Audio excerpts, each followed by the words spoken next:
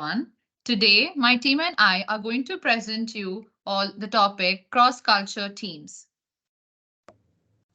Let me start off by introducing you all to my team members, Per, Pam, Emma, myself, Praful, and Vanshika. So this is the agenda for our presentation that we will be going through the slides. Let's start off by culture. Culture is truly a remarkable aspect of our lives that shapes our beliefs, values, behaviors, and the way we perceive the world around us. It plays a significant role in shaping our identities and influencing our behavior. However, cultures are not static. They can significantly vary depending upon the regions, countries, or even within a single country among different ethnic or religious groups. Understanding and respecting cultural diversity is crucial for acceptance and mutual understanding among individuals from different cultural backgrounds. Now, let's take our exploration of culture a step further and delve into cross culture. In terms of organization, cross culture refers to the interaction and integration of employees from different cultural backgrounds within the same organization. By embracing and leveraging cross culture diversity, organizations can benefit from enhanced creativity, innovation, problem solving, and adaptability. It can also lead to a broader range of ideas and perspectives, improve employee engagement and satisfaction, and a better understanding and connection with diverse markets and customers. But what happens when we bring these cross-culture dynamics into workplace? That's where cross-culture teams come into play. It involves bringing together employees with diverse cultural perspectives, experiences, and ways of thinking to collaborate and achieve organizational objectives. Cultural differences in attitudes towards hierarchy, decision making, and conflict resolution can impact team dynamics. Now, let's see how to successfully navigate across cross culture teams. Providing training and resources to team members and developing a basic understanding of cultures and promoting cultural sensitivity. Actively promoting collaborating, teamwork, and relationship building activities can also foster trust and improve cohesion among team members. Encouraging leadership practices can value diverse perspective and decision making processes as well. Lastly, establishing conflict resolution mechanisms can promote understanding, empathy, and respectful dialogue to address conflicts, can make cross culture teams effective. Thank you, and over to Vanshika. Thank you, Praful. Now, coming up to the effective factors of building a cross-cultural company. So the first one is the conflict resolution and inclusive decision making. Conflict resolution and inclusive decision making are crucial factors for the success of cross-cultural company.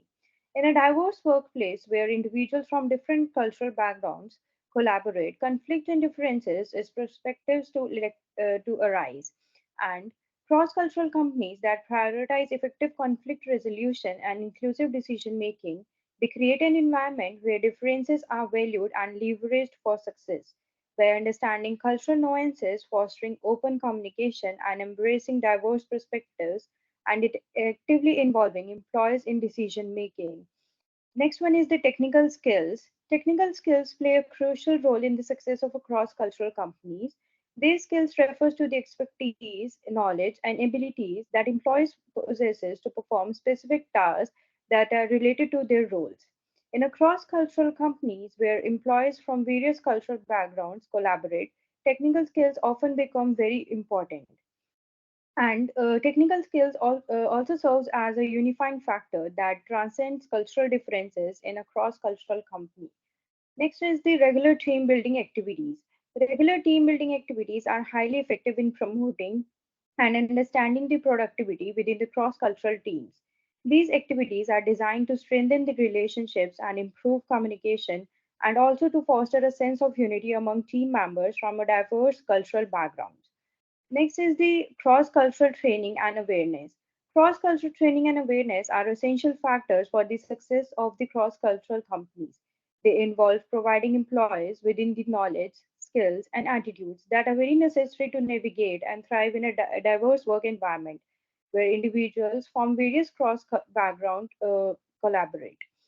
And also, the cross-cultural training and awareness enhances employees' ability to work and effectively in a diverse environment by fostering cultural competence and open-mindedness, and by building effective communications. These training initiatives contribute to the overall success of the cross-cultural company.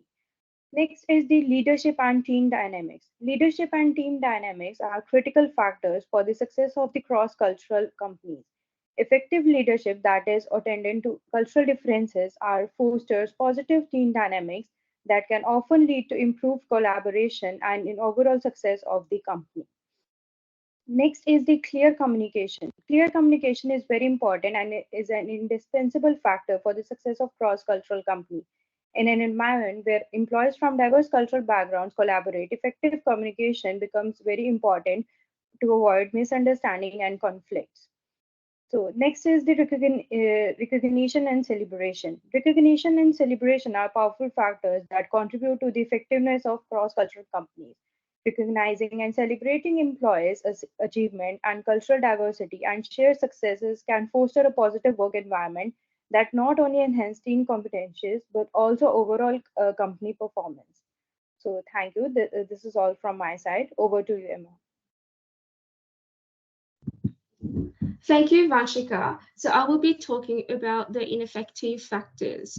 Patrick Lencioni described the five dysfunction of a team, which is trust, conflict, commitment, accountability, and results. They need to be overcome to become a high-performing team. The first one is trust. Trust is the foundation of any successful team.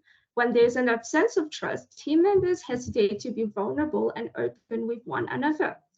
They may be afraid of being judged or criticized, which leads to a lack of collaboration and sharing ideas. The second one is fear of conflict. Conflict is a natural part of any team dynamic. However, when there's a fear of conflict, team members avoid expressing their differing opinions or engaging in healthy debates. This leads to a lack of constructive discussion and the inability to address important issues. The third one is lack of commitment.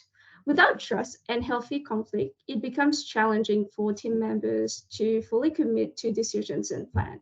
They may hesitate to voice their concerns or provide their input, resulting in a lack of buying and ownership. The fourth one is avoidance of accountability. When team members are not committed, they tend to avoid taking responsibilities for their actions or holding others accountable. This leads to a decrease in productivity, missed deadlines, and a lack of follow through. And the last one is inattention to results.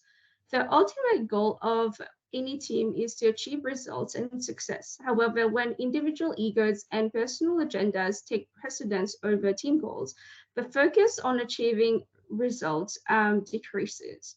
By addressing these five dysfunctions, teams can foster trust, encourage healthy conflicts, increase commitment, and promote accountability, and ultimately achieve better results. Now I'll pass it to Per. Thank you, Emma. Now I am going to talk about the example of the company that were successful and unsuccessful in cross-cultural management and teams. There are two examples of the companies that were successful in cross-cultural management and teams. The first one is Alibaba. Alibaba is one of the top 10 most valuable companies in the world and was founded by Jack Ma in 2001 in China. The company has 6 core values based on Chinese cultures and embody ideals which are customer first, teamwork, embracing change, integrity, passion, and commitment. Alibaba, however, is a multinational company that operates globally and exports to more than 2,040 countries. Despite strong Chinese cultural undertones, the company has achieved success due to the ability to adapt to other cultures. Alibaba implemented a Western-style reward system, which was very foreign to Chinese workers at first. Half of the employees' annual review was to be determined by performance, while the other half depended on how well they embodied Alibaba's core values. The branded management approach encourage innovation in the company and allow Alibaba to excel around the world.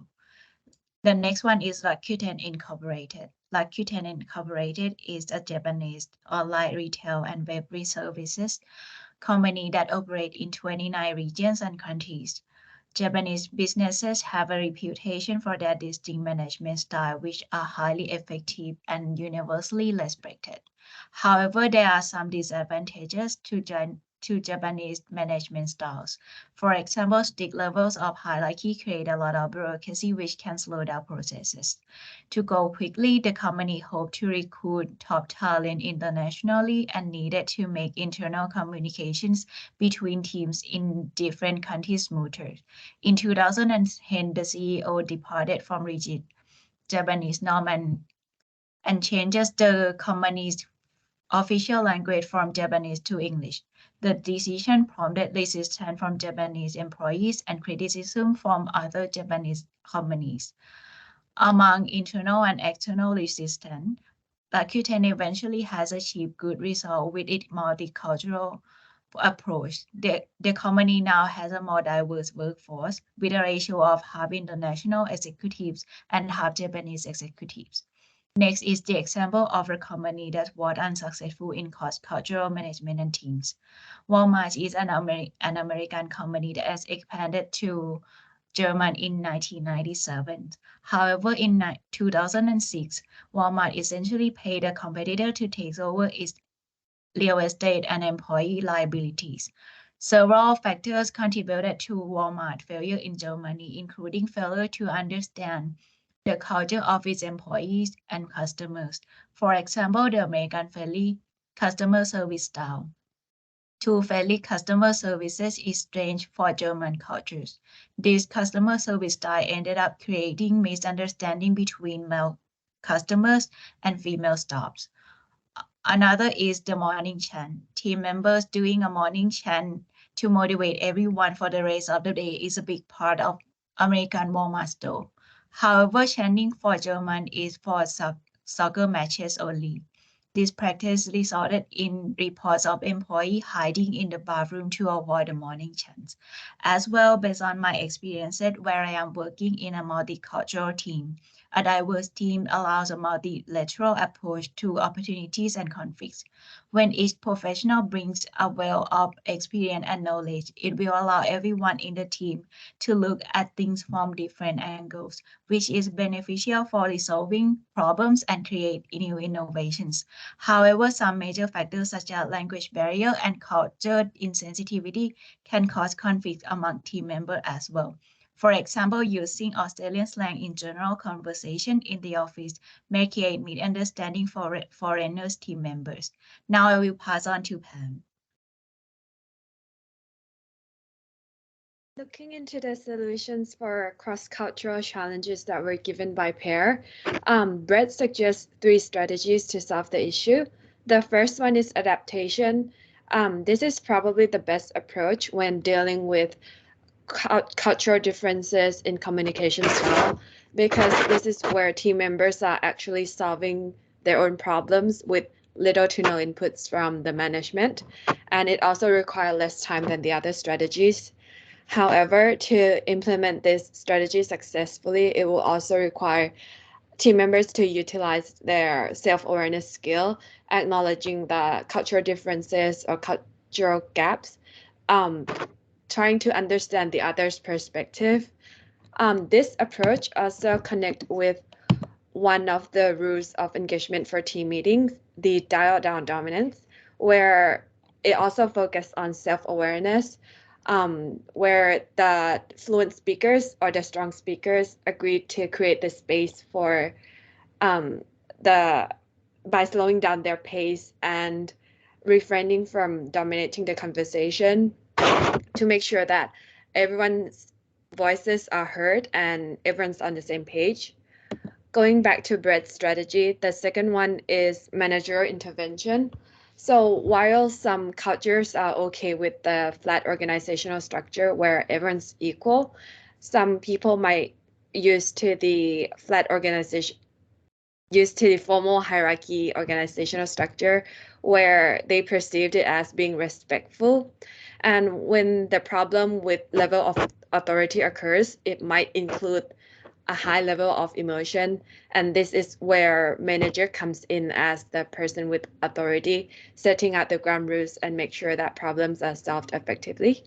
And the last strategy is structural intervention. This approach is often used among the situation where there might be misunderstanding or the struggle to say the right words among non-native speakers, and so frustrations may occur, and which could lead to subdivision among teams. So the author suggests to use this strategy to where projects or tasks are being reassigned to either reduce the friction or to compel the team members to get to know each other better. And so in conclusion, we believe that it's important to recognize the cultural challenges that may happen among teams and to solve it effectively. And that's the end of our presentation. Please let us know if you guys have any questions. Thank you so much for listening.